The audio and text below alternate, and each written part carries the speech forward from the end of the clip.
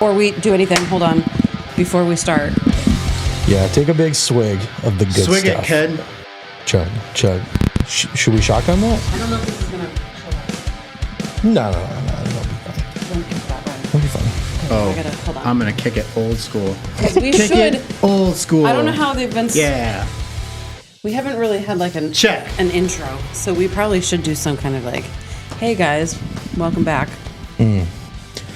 Hey guys. One of my favorite podcasts starts every single episode with an over-caffeinated host going, "We're back! We're back!" Yeah. And every time they take a commercial break, he does the exact same thing. Oh, awesome. And I love it. Well, welcome back. Yeah, We didn't get fired after all. We didn't get fired. We are still here. We Week managed 2. to make it one whole episode without getting fired. Yep. You may have to look for us in different places, though, because we've been disowned. But No, I think like overall the reception to that first episode has been really good. Yeah. I'm disappointed at the lack of embarrassing youth group memories that I've heard from people. Come on, guys. We know that they are out there. It means either No, we know didn't- they're out there. Either they didn't make it to the end of the episode, which fine. I don't blame them. It was an hour long. That episode was an hour long. Yeah. Or it means that they're so embarrassed they don't want to share these memories. and that's what I want to hear. I know those are the ones I need to hear. Yeah, exactly. Yeah, for real. There's actually these guys that I keep following on TikTok, and it's almost like they just have a little thing like us, but I think they all used to be like youth pastors, and they were talking about how, like all the embarrassing stuff that comes through. And I was like, oh, they stole our idea. Cause it was almost like you talked about it, like send us your memories. And then like a week later, well, I guess not a week later, like a couple days later, I kept seeing these pop up, and like one of them was, But they were probably from like 2 years ago. yeah, probably. No, it's a newer one, and they were talking about how they would do like all the youth group games, and one of them was, maybe I can say this, I don't know. You'll edit it out if you feel like it, but they did like this game where the person is blindfolded, and they have to touch the person's face. Oh my and gosh. guess who the face is. Oh, no. So apparently there was a very tall girl. What a terrible that idea. Sat down, and the guy I heard this went and reached out and got nothing but things he shouldn't be touching as a youth group person. And he goes, But he immediately knew who that person was. I'm so sorry, Emily. I'm so sorry. It's like he knew. I was like, wait, there's so many unanswered questions that I have. Oh my gosh. like- So here's a little bit of feedback that I got immediately afterwards. I'm talking same day that we posted this thing. I got some feedback. It was from someone whose opinion I value greatly. That would be my wife, Laura. Here's the feedback that I got from my wife, Laura. I think I know where you're going with this one. Specifically about the segment where we talked about how Oh no. I thought that maybe my wife was in it for the long haul because someday I'm going to be as attractive as my dad. Right. That's Not possible, That's but yeah, okay. That's how it came across. Laura would like me to clear Set the this record up, straight. set the record straight, and make sure that everybody knows that she thinks I'm hot on my own. Yeah. Not And that because, she does not think that his dad is hot. Also, That should be. yeah. Okay, I thought it was she thought you were hot, but if you ended up looking like your dad, you get extra points. No. That's not what I thought. No. And I actually misunderstood that myself. Right, yeah. And she made it perfectly clear to me. She thinks I'm good looking, which Obviously, yeah. I have to quibble with her a little bit on that. But, the beauty's in the eye of the beholder. And for my beholden, she thinks that I'm a righteous dude. Well, that is bro. a good thing. Yeah, for real. So now record set straight. We're good. Yeah. So to be clear, Laura isn't in love with your dad's looks. No. That was easy. She fell in love with me and my looks and has continued to fall deeper and deeper in love with me over the last, 17 years, 18 years. Gotcha. So that's where we're at. Okay, yeah. I'm glad you actually cleared that up because I had like an Excel spreadsheet at home about the different possibilities of what it could mean. Sure, of course. But now that you've said that, none of mine actually were the right one. Yeah, So, yeah. Well, anyway, like I said, I feel like we've gotten some good feedback. I'm surprised at how many people from New Life specifically actually listened to this thing I after love one episode. that. I mean, that's Super cool. legit like our goal. And to get like you guys listening to talk to us, talk to New Life, interact with people from New Life to get the conversation kind of going outside of like a Sunday morning. All right. Well, should we do our Sunday takeaways? Yes. Sure. Let's do some Sunday takeaways. Yeah. So we just started. Well, we didn't just start, but we're in the middle of a new sermon series. As we're recording this, it's like mid-December. We are 2 weeks into Advent. So Pastor Justin, he and Tom came back from their missions trip, and he jumped right into an Advent series called The Waiting, which, by the way, The Waiting, incredible, like late 2000s emo band Yeah, name, I thought right? you were going to say that, yeah. Right? Yeah, I don't remember a song from them, except maybe one that was on the radio that was really Wait, popular. was that a real thing? That there was a band called The Waiting? Yeah, and I'm pretty sure if Dan Race is listening to this, I've I'm never pretty heard sure of that it. he was actually the one that actually showed me the band, and I feel like they had Interesting. some single on the radio. I remember The Wedding. I don't remember The Waiting. Yeah, there's The Wedding, but there's also The Waiting too. And I feel like it was like this, not really emo, but not really pop at the same time, but like almost like, what was it, the band The Fray? Oh, I remember I The feel Fray, like yeah. it was like right around them. Yeah. And I'm pretty sure it was The Waiting, yeah. Was it like sort of a piano rock driven thing? No, but it wasn't like heavy, but it wasn't light either. It wasn't like something corporate kind Somewhere of. in between. Yeah.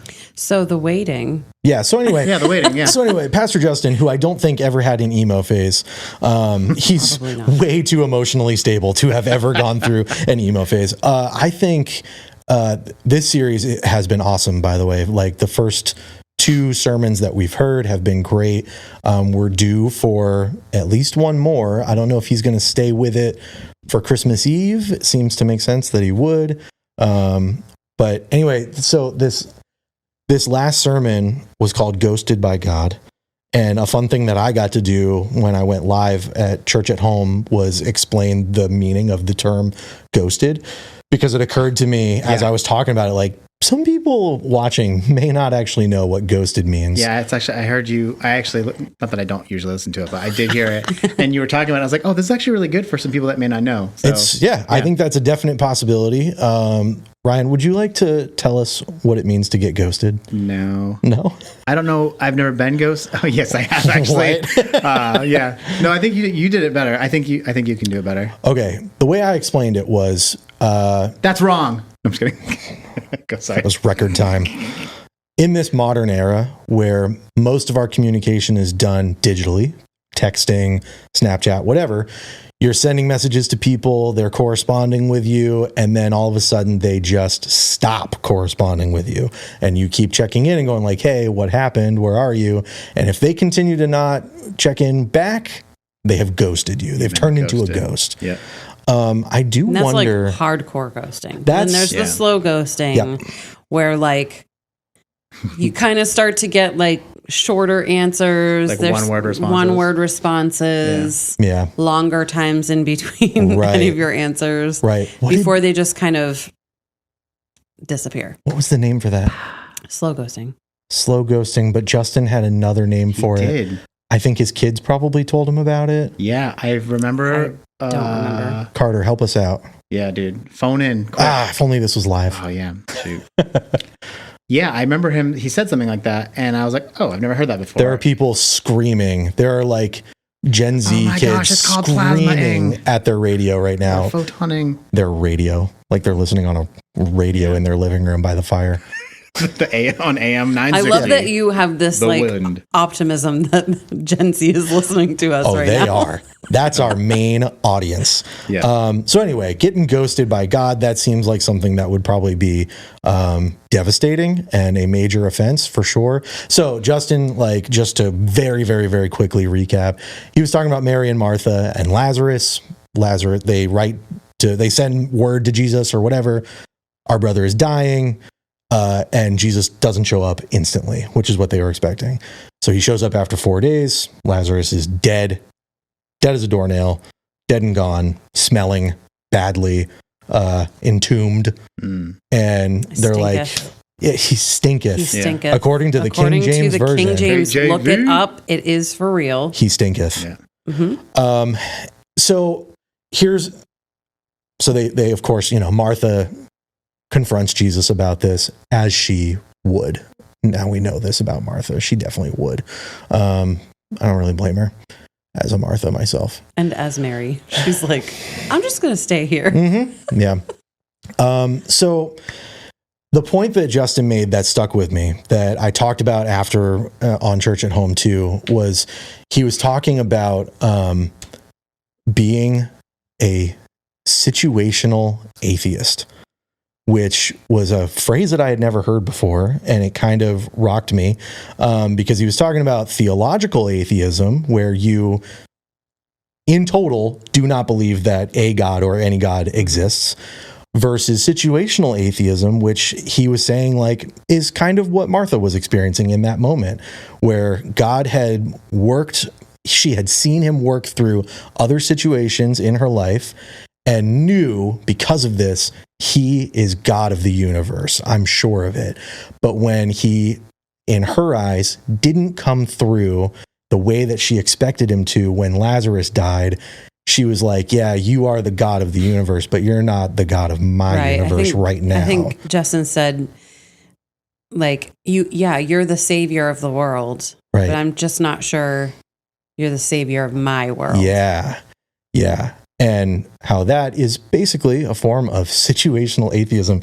And so, yeah, Justin dropped that little nugget and I like pushed away from the table to go like, that hurts. He poked hard.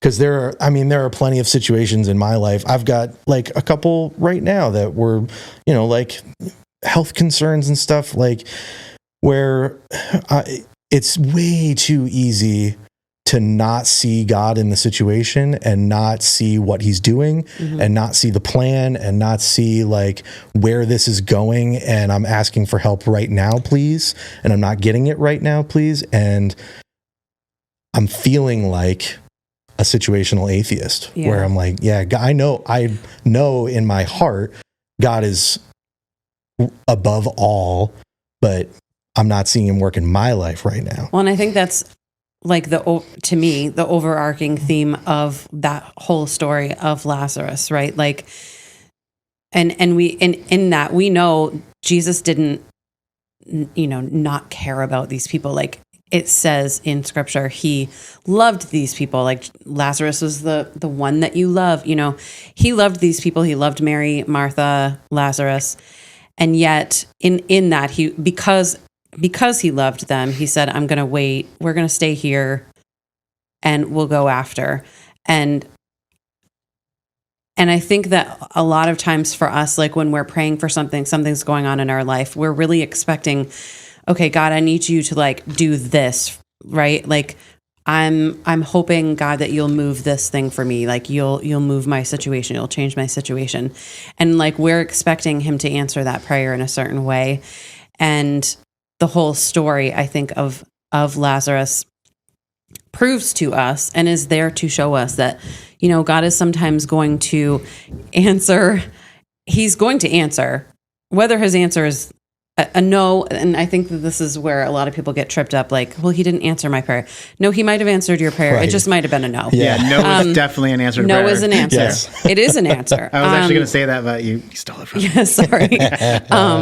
But that like, sometimes God answers us in a way that we don't expect, right? Like they all were expecting Jesus will come and heal this man. Like, if he just came, he could heal this man.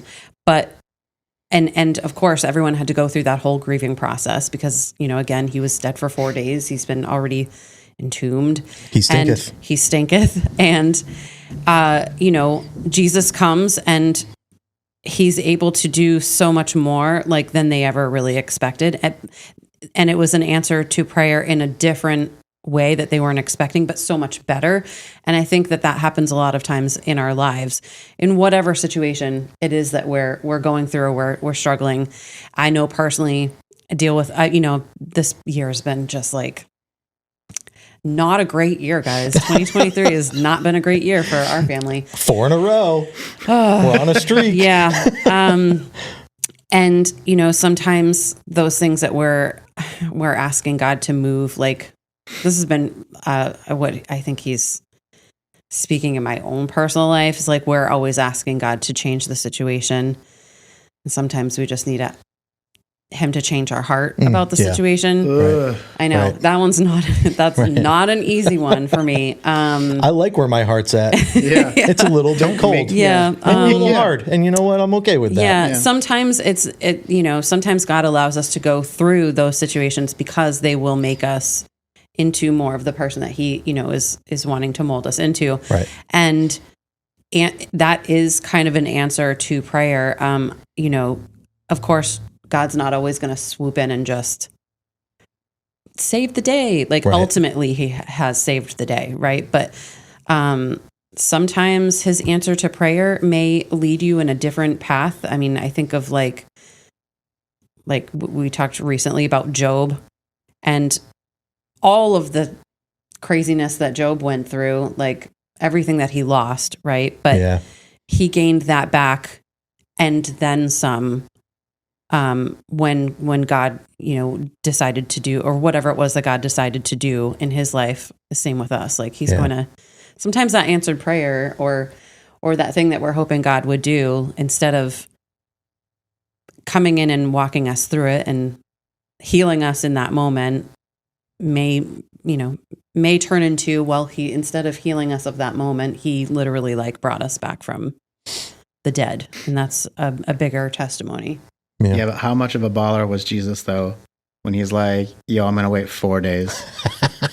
Because I'm pretty sure, I don't know where my theologians are at. Yeah, where you at, theologians? I think that well, this is what Justin was saying. Did he say that? Yeah, after that the 3 spirit days, leaves the body after 3 days. Yeah, but there's also something else that I think was like a Levitical thing, or maybe, I don't know, maybe Pastor John's listening, he can weigh in.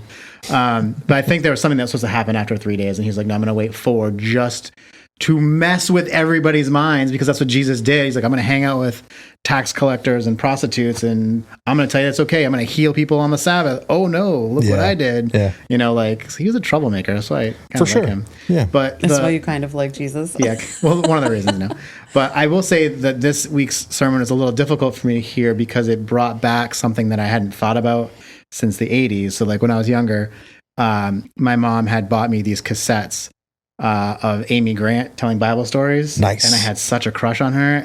Yep. And Lazarus was the story that I remember the most. So he's telling me the story and I'm trying to focus, but I'm like, oh my gosh, I have such a crush on Amy Grant back then. I was like, how did I move on to other girls? And I just don't remember how. But it's so difficult. That's the only thing I could think of. And the projector wasn't working. So I didn't really have a good takeaway except my love for Amy Grant, 87 Amy Grant. Yeah. Wow, that's very specific. 1987 Amy Grant. Yeah. At the height of her powers, honestly. Side B on that cassette, Lazarus story. Wow. Really good. Yeah. I didn't even know that existed. Yeah, I actually just went back last week. After Sunday service, I went through the discography and I forgot how far back Amy Grant went, but I couldn't find those like Sunday school ones. But I also didn't do a super huge deep dive, but I will, Amy. You're listening. I remember seeing, I'm going to connect this, but I remember seeing an interview that Dolly Parton did where she was, I think it was like Oprah or somebody was like, how many songs have you written? And the number was unbelievable. It was in the thousands of songs that she's written over her career.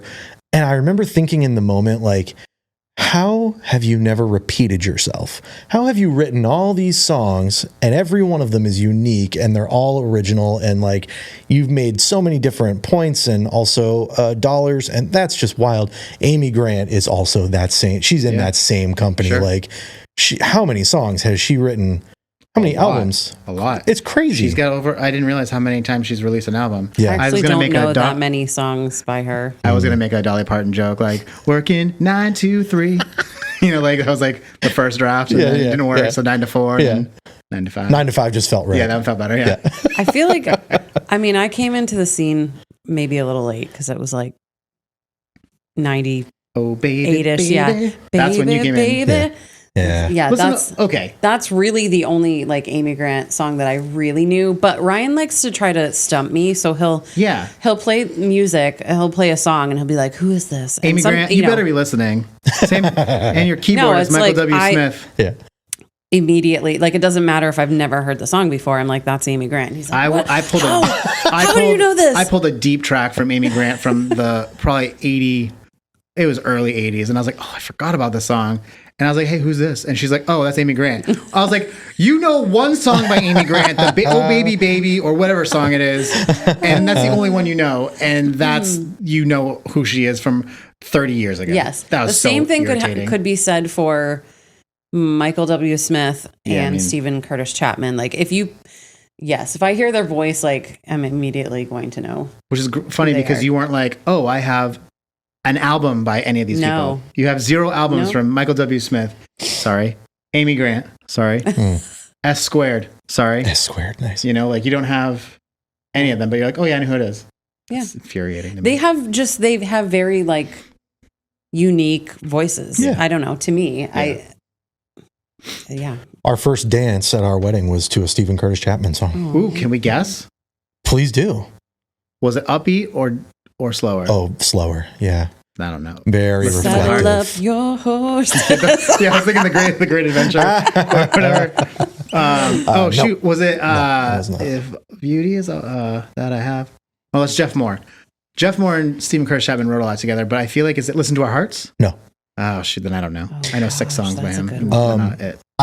There's a good chance that I could be wrong about this, but I believe the song title is literally "We Will Dance." Lord of the it's- Dance? Yeah, okay. No. No, that's a song by Stephen Curtis Chapman, not the actual Broadway thing. But No, I believe it was "We Will Dance," and the metaphor is like, a long and happy relationship. Could you sing it like for a us dance. so we know what it I is? could not. I don't honestly even remember how it goes. I don't think I've listened to it since that day.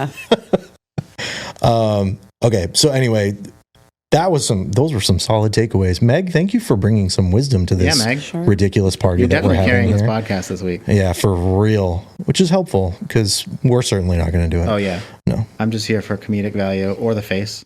Yeah. I'm just kidding. No, you're the looks. You're the muscle. Yeah. Well, it's cool that like Justin can come back from his trip and jump right into a brand new sermon series. He actually was emailing me from the plane. He's flying home from India and he's emailing me from the plane going like, here's my sermon notes for Sunday. And I wanted to be like, how about you sleep instead? I don't know. Like maybe take Sunday off. I got time Stay to home. sleep. He's not interested. He's like, no, I'm starting an Advent series, dude. And I'm so glad that he did. But that leads us into this week's Thanks for the Memories. Yeah. Where we're going to talk about missions trip. We're going to talk memories. about India. Well, yeah. We don't have any stories from Justin about India. I actually but- do. Do you? Oh, I do actually you? do. And I think Have they been cleared to be they shared? have. They have. Here's what I'm going to do. I recorded an interview with Tom and with Justin so that they could tell all of their India stories because there were so many and they had so much good stuff. You want to talk about takeaways? They came out of India Yeah, go check out that. Yeah, it's on our YouTube channel, so make sure you go check that out. What I did not include is what I'm going to call the cockroach story. Ooh. There is a cockroach story. Oh, no. Justin versus a cockroach. I can see this. Did the cockroach have a saddle? Dude, he may have. Oh man. Based on the way he was describing this cockroach, it's possible that the thing could talk. Settle up your roaches. Sorry. I don't know if that's That's all I could think of full when you circle. said Okay, I that. wasn't sure if that was a drug reference or No. So here's what I'm going to gosh. do. I did record the cockroach story. Oh, you did? So I think what I'll do is I will make a short video just for that. I'm going to put that on our YouTube channel as well. So if you're listening to the podcast, Look for it. look for the cockroach story. I'm not going to share it on anything else. I'm not going to put it on our Facebook page or whatever. I'm just going to upload it So on YouTube. the only people who will find it. Yes, the only people that will know about it is you guys. Yeah. You get the exclusive. you should label it La Cucaracha. Yes. So that way our Spanish speaking friends can also know what you're talking about. Or maybe I'll find the Indian word yeah. for cockroach. Nyananas Nihikinium means I love you. Why do you know Indian? Because I went to India. Okay. Do you got any embarrassing mission trip stories for us? Do you guys want me to go first? Yes, I do. Okay. I do. It seems like you're locked and loaded. Let's just put yourselves back into 1997, where I grew my goatee out for the first time on a trip to India. Nice. It was a translucent beard. Yeah. The beard that all men dream of when they are 16. It was pretty terrible, actually. But so my first mission trip was to India, 1997, November something. And I will just say I got in trouble. Anytime I go on a mission trip, I usually get in trouble. And I'll tell you the stories of the getting in trouble. So they told us on our list of like, here's things you need to bring to keep yourself safe, like mosquito repellent, malaria pills, anti-diarrhea medication, and my favorite one, cornstarch, because it's a little hot over there, especially when you're going in monsoon season. Sure. So I bought like that huge tub of it you can get. It's like baby powder, but it's cornstarch. Right. So I think it might have been our first night there. And we took a team of 12 people or something like that. And we stayed at Dulles College, where Justin and Tom, or the Bible College is, with Pastor Abraham and Molly, which is now Manny. Yep. And I remember Wayne was fairly new. Wayne Berthium was my roommate with a couple other guys. And it was one of the first nights there. I was like, I'm going to play a trick on Wayne. And I'm just going to take my cornstarch and just put it in his hair. So he looks like when he wakes up in the morning, it's a little white. You got to use this hand when you talk. Why? Because you keep blocking yourself. Oh, sorry. Anyway, I'm French. You're welcome. I'm French. That's why I have this outrageous accent. So you go with your hand. Sorry. Yeah. So we're sleeping, and there's a window, but you can't close it. It's just bars and stuff like that. Back then, I don't know what it's like now, but so there was a little bit of light. So I was like, oh, I'm gonna get him. He's sleeping. So I open up my cornstarch and I go over to him and I start emptying it out, but I can't see it. And I'm like, is this even coming out? Right. And I'm like, at the top of his head, I'm like, I don't get it. Okay. I look and I feel it. I'm like, I feel like I've used half of this bottle. And it's like I don't know. It's I don't know how you would describe it. It's not a half gallon because it's not liquid, but let's just say it's a half gallon of milk. And that's the size of it. Right. I was at halfway and I was like, I must not be this is something's weird that happened. So I emptied almost the entire bottle out, and I'm like, his hair is not turning white. Yeah. What the heck? I go to sleep. The next morning, everybody's waking up, and I was kind of stirring, and I hear Wayne. He gets up, and I was like, oh, that's right. I got to see what he looks like. But he had gone out of the room, so I couldn't see him. And you hear him walk out, and he's like, tch, tch, tch. And at the time, our Pastor Jeff, was like, hey, Wayne, you doing okay? And Wayne's like, oh, Pastor, I don't know. To be honest with you, I'm not feeling too good. And he's like, yeah, you don't look so good. And he's like, oh. So then he waddles off to the bathroom. And then he's like, it was, I don't know, a scene from Home Alone. He's like, Ryan! And I come out and I look, and it looked like he was in whiteface. Oh, no. Literally looked like a mime. His eyes it was all crusted around his eyes and everything like that. He just looked extremely white, like he was trying to be, I don't know if I can say that word. Like a clown. Like a clown. There we go. Yeah, a clown. And that was one thing. And then that same trip, I think he had fallen asleep in the bed, so I tied him to the bed. And then I had a tape recorder, and I put it on the bed, and then you could actually lock the door from the outside. So I locked the door from the outside, and he woke up, and you could hear him yelling and screaming. That's what you want in all of yeah, he's trying to get places trying to where get you're spending the night, and they can lock you in. Yeah. Oh. So then he still likes me, which is really weird. That was a good trip. And then I think the other thing that had happened was I think they had washed our clothes, but I didn't bring enough underwear or something like that. And so I was like, you know what? I have some rope. I could just tie my underwear to the ceiling fan. So I tied my underwear to the ceiling fan and then turned it on. And I went downstairs to do something. And then I hear all this commotion and people are like, oh my gosh, what's going on? And I go upstairs and I think, let's say it had 4 blades. I only put underwear on 2 or 3 of them. So it was off weight. So it's almost like the washer and dryer was just shaking back and forth. And so literally the whole ceiling fan's going back and forth. I thought it was causing some sort of earthquake or whatever. So I haven't been back to India since. This is what you were 15 or 16. Yeah, I think so. Yeah. Yep. Is it because you have chosen not to go back, or are you not invited? I think it's I've been blacklisted from Trivandrum or Kerala. Sorry, the state of Kerala. Yeah, from Kerala. Yeah, I'm not allowed to be there. But I usually get myself in trouble. We went to my second mission trip was like an inner city or a domestic one. My first and only mission trip. And I got in trouble on that one too. Yes, he did. It is possible to light your farts on fire, and I was showing one of the kids how to do that. Yep.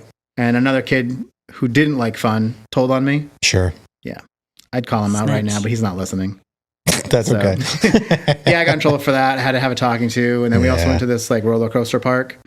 And the tallest roller coaster in I think the world at that time, 2001. Was it the tallest, or I thought it was because it was like the steepest? It was the steepest, and I think the tallest at the time. It was at what was that park called? Cedar Point in Ohio. Point in Ohio, yeah. We were in Detroit. Kings. We were in like Dearborn in Detroit, and we went to Ohio for a day, for the day. And I was but we had like. Everybody meet back at the van at this time. Mm-hmm. Let's say 6 o'clock is when you had to be there. At 3 o'clock, I got in line for this ride. Yeah. And at 6 o'clock, I was like, the next ride. And I was like, there is no way not getting out of line I waited now. 3 hours. I was like, my whole team can deal with it. So me and this other girl, who doesn't come to this church anymore, we get on to that ride, and it was awesome. We get to you know how like when you get on a roller coaster and you're going up for your first drop, and then it goes fast. You're like, oh, here it is. The other side's going down. Yeah. Nope. We were still climbing. They just accelerated the climb, and I was like, I'm going to lose my mind because I wasn't a big I had just started liking roller coasters after 20 years of my life because I was always scared of the drop because I would hold my breath and go. He wasn't 20 yet, so I don't know why. Wait, hold on. Go ahead. Hold on. I didn't know how to scream going down. I'm sorry. Go ahead. Yeah, go ahead. I'm sorry. No, this is wow. That hit just the right spot. So you're telling me. I'm sorry. You're telling me that you would hold your breath and try to scream while going down the hill because I didn't want that stomach lift thing to happen. So I'd be like. going down, and it hurt, and it did not help. Like I still got the stomach thing, and it was like literally 20 years later. I'm like, oh, if I just go, it would go away. Literally, dude, my grandparents they're like, oh, hey, this kid, he's 12 years old. He likes roller coaster rides. We go to Busch Gardens in Virginia. My grandparents. 70 at the time, probably 60 at the time. Hey, you want to go on this loop-de-loo? We're like, nah. They give me their clothes. I'm standing there looking like a coat rack, and they're like, loop-de-loo. And I'm just like the kid not having fun. I'm like, I'll go on the non-drop rides. Can I just say, like, he was like 11, right? You were about 11 years old.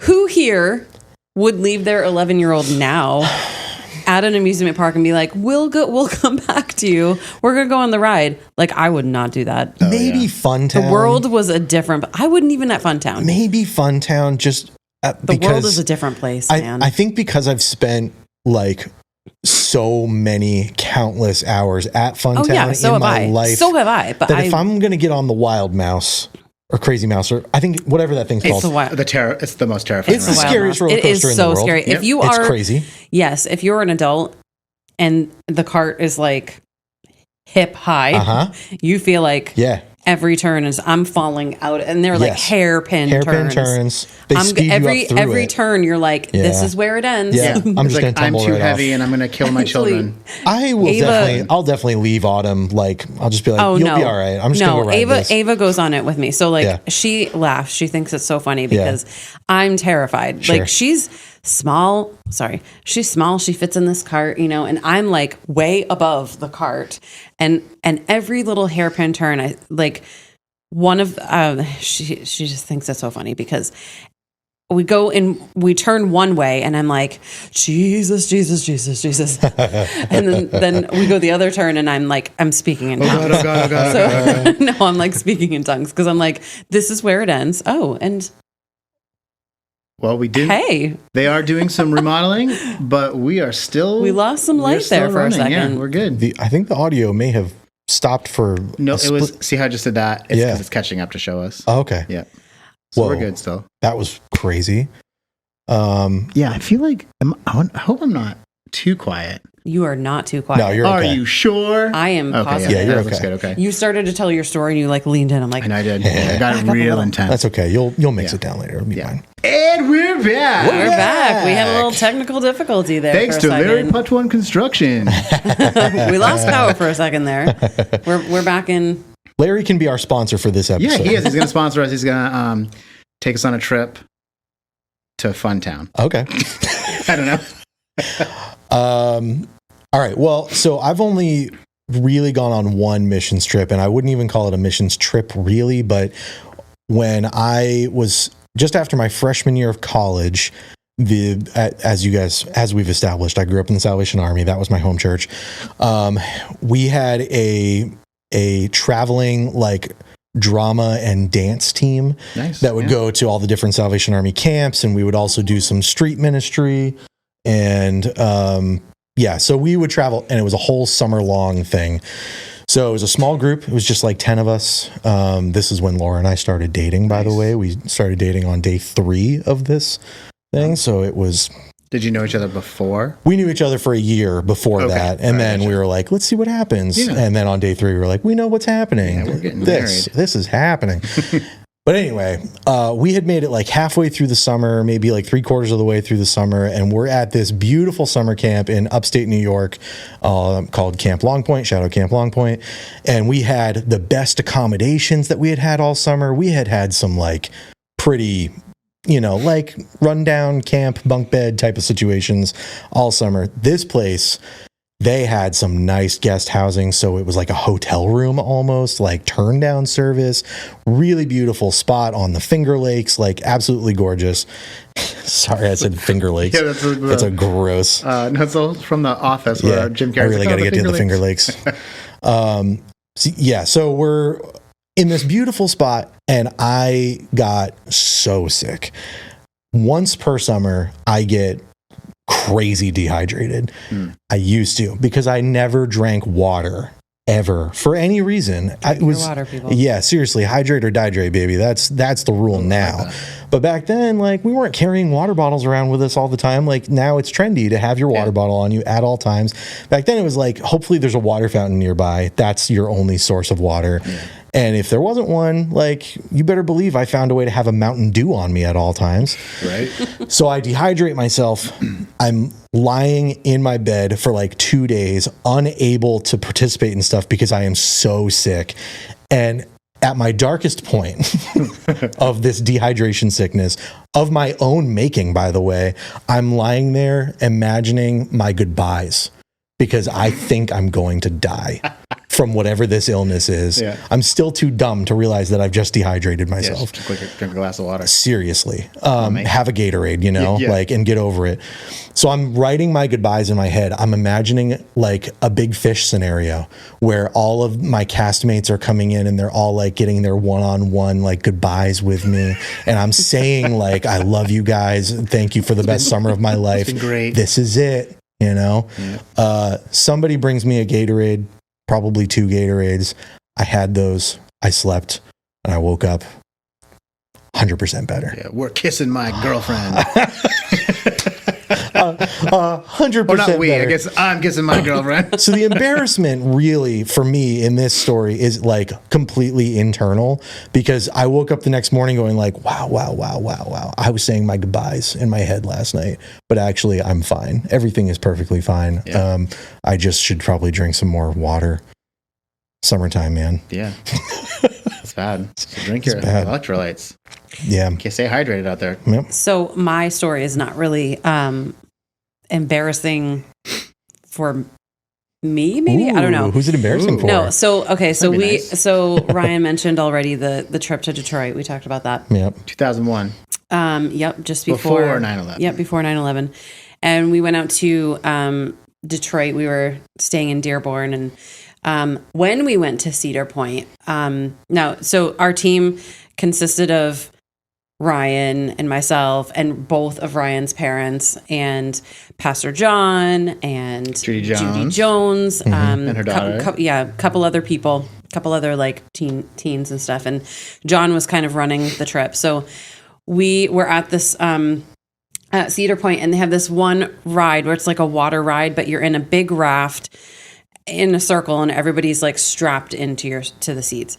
So we go on this, water ride, which I hadn't really been on any rides like this before because my life had consisted of just Funtown when I was growing up. Just so the pirate ship. Everything beyond that, yes. I mean, like everything beyond, Astrosphere. yes, everything beyond that was like, whoa.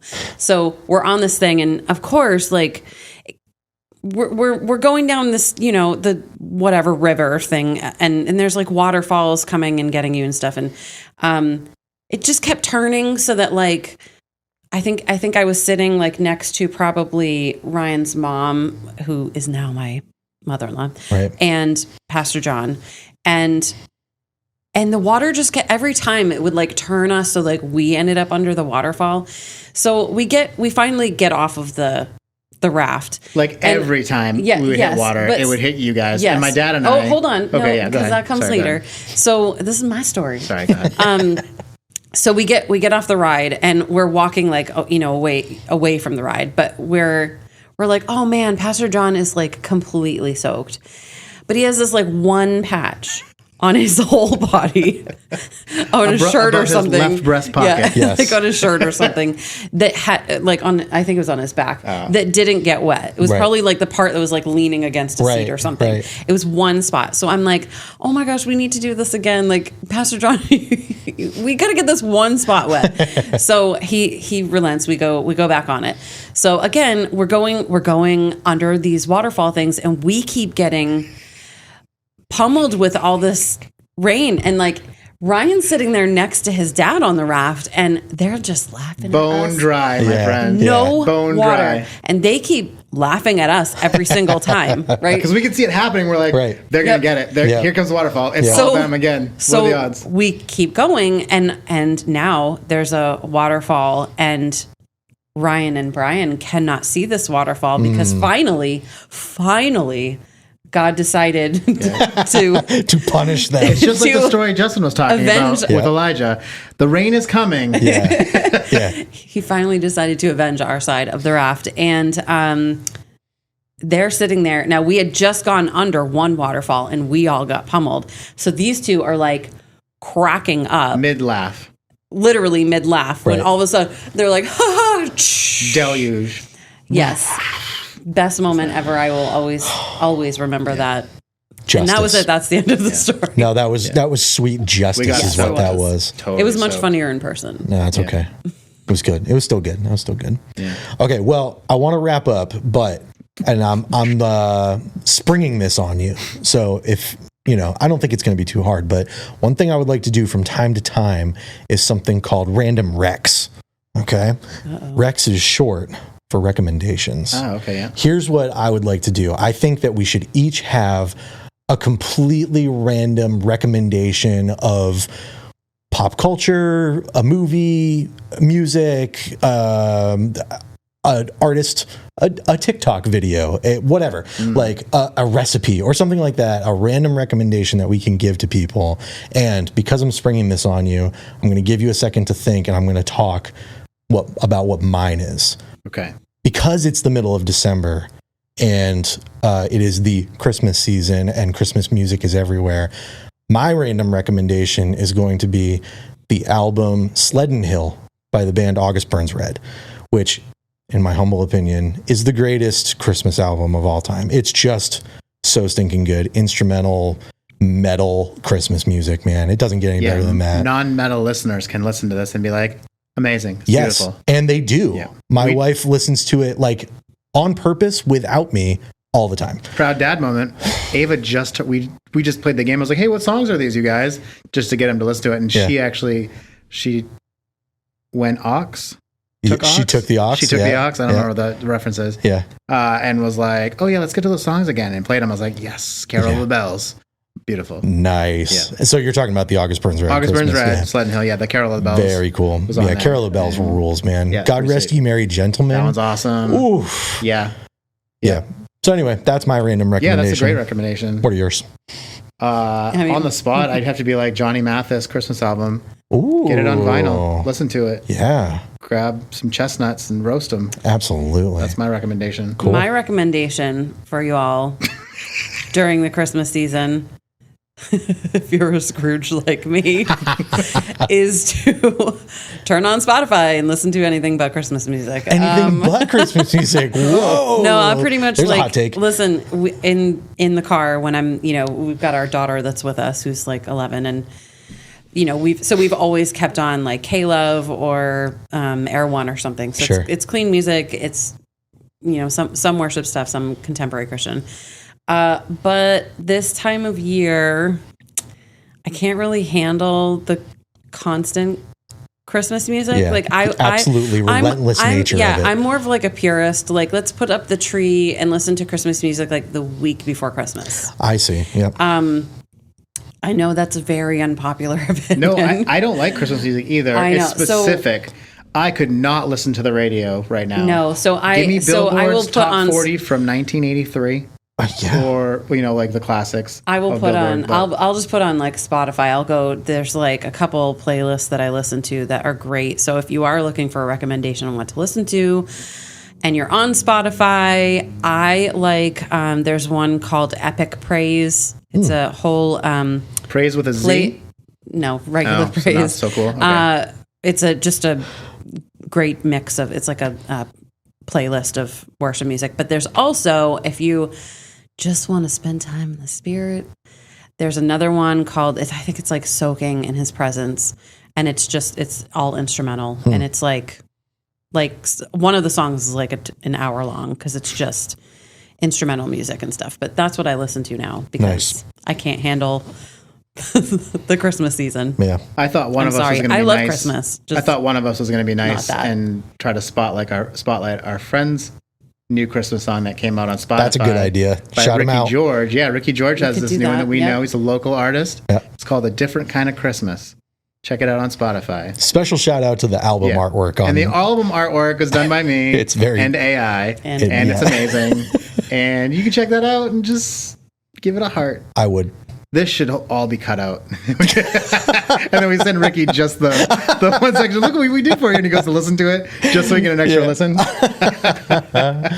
Okay. All right. High five? Yeah, let's Yeah. do a high 15. Here we go. We're going to wrap it up. Yeah, let's get those mics in there. Oh, that's as far as I can go. Okay, this is going to be Knock it better than over. last time. Here we go. 1, 2, 3. Oh, that was okay. Not bad. Not bad. See you guys. Bye.